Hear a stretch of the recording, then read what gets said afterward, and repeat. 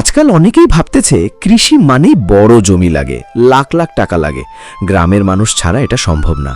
কিন্তু সত্যিটা কি জানেন? এখন শহরের একটা ছোট ছাদ থেকেও এমন ইনকাম করা সম্ভব যেটা অনেক চাকরিজীবীর স্যালারিকেও হার মানায়। আর সবচেয়ে মজার ব্যাপার কি জানেন? এই খামারে একটা জিনিসের বর্জ্য আর একটার খাবার, মানে আলাদা করে বেশি খরচ নাই, কিন্তু ইনকাম 3 দিক থেকে। আজকে আমি আপনাদের দেখাবো এমন একটা স্মার্ট ছাদ খামারের মাস্টার প্ল্যান, যেখানে থাকবে মুরগি, অ্যাজোলা আর হাইড্রোপনিক সবজি। আর এই 3টে জিনিস এমনভাবে কানেক্টেড থাকবে, একটা ছাড়া আরেকটা চলতেই পারবে না। আপনি যদি বেকার হন, ছোট চাকরি করেন, কিংবা বাড়ির ছাদটা খালি পড়ে থাকে, তাহলে আজকের ভিডিওটা শেষ পর্যন্ত দেখেন, কারণ ভিডিওর শেষে আমি এমন কিছু হিসেব দেখাবো যেটা দেখে আপনি নিজেই অবাক হয়ে যাবেন, এত ছোট জায়গা থেকেও এত টাকা আসে কিভাবে। আসসালামু আলাইকুম, আপনারা দেখছেন ডিজিটাল ফার্মার বিডি।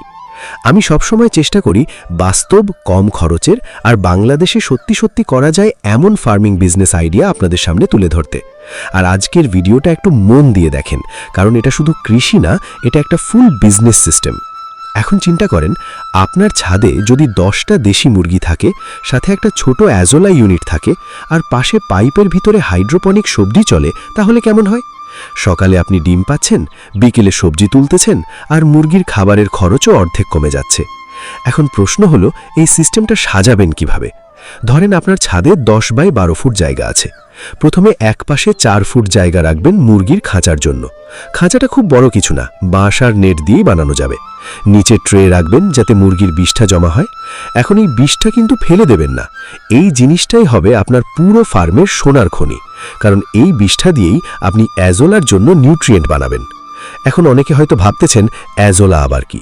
ভাই, অ্যাজোলা হচ্ছে এক ধরনের পানির ওপর ভাসা সবুজ উদ্ভিদ, যেটা মুরগি আর হাঁসের জন্য সুপার খাবার। প্রোটিন এত বেশি যে অনেক খামারই এখন ফিডের অর্ধেক কমিয়ে দিচ্ছে। আর সবচেয়ে বড় কথা, এটা খুব দ্রুত বাড়ে। একটা ছোট টবে শুরু করলে কয়েকদিনের মধ্যে পুরো টব ভরে যায়। এখন মুরগির খাঁচার পাশেই আপনি 2টো বড় প্লাস্টিক ড্রাম বা সিমেন্টের টব রাখবেন অ্যাজোলা চাষের জন্য। পানির মধ্যে সামান্য গোবর বা মুরগির বিষটা মিশিয়ে দিলেই অ্যাজোলা বাড়তে শুরু করবে।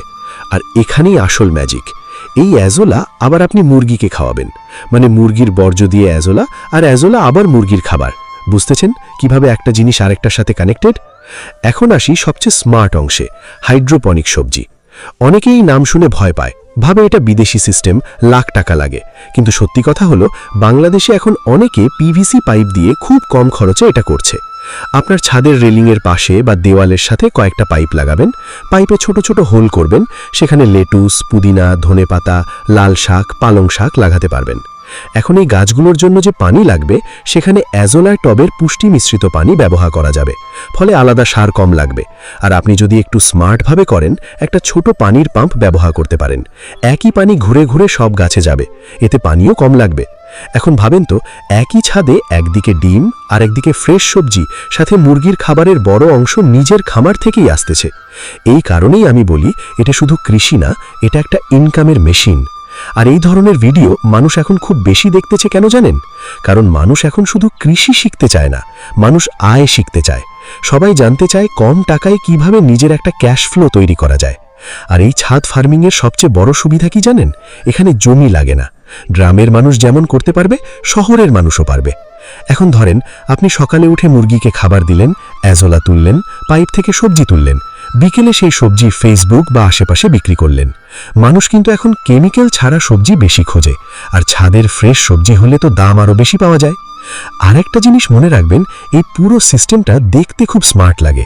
আপনি যদি সুন্দরভাবে ভিডিও করেন, নিজের খামারের ভিডিও ফেসবুক বা ইউটিউবে দেন, সেখান থেকেও ইনকাম আসতে পারে। মানে একটা খামার থেকেই অনেকগুলো সুযোগ তৈরি হয়। কিন্তু ভাই, এখানেই একটা ভুল করে অনেক মানুষ। তারা শুরুতেই অনেক বড় করতে যায়, একসাথে 50টা মুরগি, বিশাল পাইপলাইন, বড় খরচ, পরে সামলাতে পারে না। তাই আমি সবসময় বলি, ছোট থেকে শুরু করেন, আগে সিস্টেমটা বোঝেন, তারপর ধীরে ধীরে বড় করেন। কারণ এই ফার্মের আসল শক্তি হচ্ছে প্ল্যানিং। এলোমেলো করলে লাভ হবে না, সব কিছু কানেক্টেড থাকতে হবে। মুরগি থেকে অ্যাজোলা, অ্যাজোলা থেকে খাবার, পানি থেকে সবজি, সবজি থেকে ইনকাম। আর এই কানেকশনটাই এই ব্যবসাকে অন্য সবার থেকে আলাদা করে। এখন আসি সবচেয়ে গুরুত্বপূর্ণ জায়গায়, এই পুরো ছাদ ফার্মটা শুরু করতে আসলে কত টাকা লাগতে পারে, আর লাভটাই বা কেমন? কারণ ভিডিও দেখার সময় সবার মাথায় একটা প্রশ্নই ঘোরে, ভাই আসলে কি লাভ আছে নাকি শুধু কথা? দেখেন, আপনি যদি একদম ছোটভাবে শুরু করেন তাহলে 10টা দেশি মুরগির বাচ্চা নিতে প্রায় 1500 থেকে 2000 টাকার মতো লাগতে পারে। বাঁশ, নেট আর ট্রে দিয়ে ছোট খাঁচা বানাতে ধরেন 3000 থেকে 4000 টাকা। দুটো বড় ড্রাম বা টব দিয়ে আজোলা ইউনিট করতে 1000 থেকে 1500 টাকা। আর পিভিসি পাইপ দিয়ে ছোট হাইড্রোপনিক সেটআপ করতে 4000 থেকে 6000 টাকার মতো লাগতে পারে। মানে সব মিলিয়ে শুরুতে 10 থেকে 15,000 টাকার মধ্যেই একটা সুন্দর স্মার্ট ছাদ খামার দাঁড় করানো সম্ভব। এখন অনেকে বলবে, ভাই এত টাকা খরচ করে যদি লাভই না হয়? এখানেই আসল মজা, কারণ এই ফার্মে আপনার খরচ ধীরে ধীরে কমতে থাকে। যেমন আজোলা হওয়ার পরে মুরগির ফিডের একটা বড় অংশ সেভ হবে, আবার মুরগির বিষ্ঠা থেকেই আজোলার খাবার চলে আসবে, মানে বাইরে থেকে কম জিনিস কিনতে হবে। এখন ধরেন আপনার 10টা দেশি মুরগি বড় হওয়ার পরে ডিম দেওয়া শুরু করলো।